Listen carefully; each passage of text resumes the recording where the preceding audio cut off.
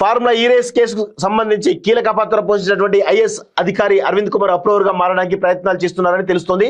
అరవింద్ కుమార్ ను రాష్ట్ర ప్రభుత్వం సస్పెండ్ చేయడంతో ఈ కేసుకు సంబంధించి ఛార్జ్షీట్ దాఖలకు అన్ని అడ్డంకులు తొలగిపోయాయి. దీంతో కొద్ది రోజుల్లో ఛార్జ్షీట్ దాఖలు చేయడానికి ఏసీబీ సిద్ధమవుతోంది. ఈ కేసు సంబంధించి మాజీ మంత్రి కేటీఆర్, అరవింద్ కుమార్, పదవి విరమణ చేసినటువంటి మాజీ చీఫ్ ఇంజనీర్ బిఎల్ఎన్ రెడ్డితో పాటు మరో 3 పేర్లను నిందితులుగా ఏసీబీ అధికారులు చేర్చనున్నారని తెలుస్తుంది. అయితే ఈ కేసులో తనను అప్రూవర్ గా మార్చుకోవాలని అరవింద్ కుమార్ వివిధ మార్గాల ద్వారా ఏసీబీ ఉన్నతాధికారులు సంప్రదించినట్లు పోలీసుల వర్గాల్లో చర్చ జరుగుతుంది. కేటీఆర్ ప్రాసిక్యూషన్ కు గవర్నర్ అనుమతి ఇవ్వడం, ఆ తర్వాత అరవింద్ కుమార్ ప్రాసిక్యూషన్ కేంద్ర డిఓపిటి కూడా లైన్ క్లియర్ చేయడంతో ఏసీబీ అధికారులు తుది చర్యలకు సన్నద్ధమవుతున్నారు. ఫార్ములా ఈ రేస్ కేసులో ఇప్పటికే మనీ లాండరింగ్ కోణంలో ఎన్ఫోర్స్మెంట్ డైరెక్టర్ అధికారులు కూడా ఈసీఐఆర్ నమోదు చేసి విచారణ పూర్తి చేయడంతో ఏసీబీ తర్వాత ఈడీ కూడా న్యాయస్థానంలో ఛార్జ్షీట్ దాఖలు చేయవచ్చని తెలుస్తోంది అంటూ చూస్తా ఉన్నాం. సో అర్థమవుతుంది కదా. ఇప్పుడు ఫార్ములా ఈ కార్ రేసు ఒకటి ఉంది, గుర్తుపెట్టుకోండి, ఈ కార్ రేస్. సో దీనిలో పెద్ద ఎత్తున మనీ లాండరింగ్ జరిగింది అనేది ప్రధానమైనటువంటి ఆరోపణ. సో దీనిలో అరవింద్ కుమార్, ఆనాడు హెచ్ఎండిఏ కమిషనర్ ఉన్నటువంటి ఐఎస్ అరవింద్ కుమార్ ఎవరైతే ఉన్నారో అప్రూవర్ గా మారుతున్నాడు. ఈ అప్రూవర్ గా మారిన తర్వాత ఏం లేదు, అప్రూవర్ గా మారిన తర్వాత కేటీఆర్ అరెస్ట్ చేస్తారు. మా అంటే 2 నెలలు 3 నెలలు జైల్లో పెడతారు. ఆ తర్వాత బెయిల్ మీద బయటకు వచ్చేస్తాడు. తర్వాత కోర్టు ట్రయల్ నడుస్తుంది.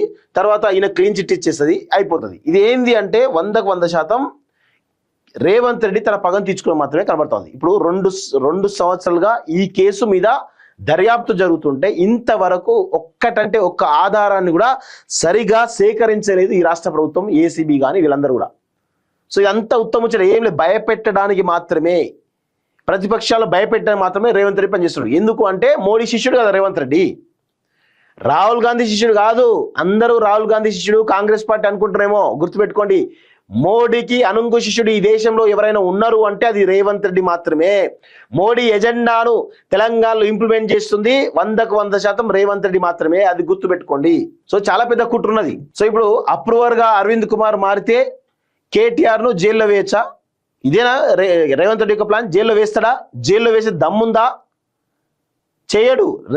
రేవంత్ రెడ్డి అనేటోడు ఓన్లీ కేవలం భయపెట్టి మొత్తం అవినీతి బురద మొత్తం పూడ్చేటువంటి ప్రయత్నం చేస్తాడు తప్ప వేరే అరెస్ట్ చేసేటువంటి పరిస్థితి లేదు. ఎందుకంటే అరెస్ట్ చేస్తే కేటీఆర్కి సింపతి వస్తుందని విషయం రేవంత్ రెడ్డికి తెలుసు. కాబట్టి కేటీఆర్ని అరెస్ట్ చేయడు, కేవలం వాళ్ళ పైన అవినీతి బురద మొత్తం అంటించేసి ఆ బురదను గడుపుకునే విధంగా ప్లాన్ చేస్తాడు తప్ప వేరే ఏం లేదు. కానీ తెలంగాణ సమాజం వీళ్ళ యొక్క వికృత పాలనను, వికృత క్రీడలను గమనిస్తూ ఉన్నారు.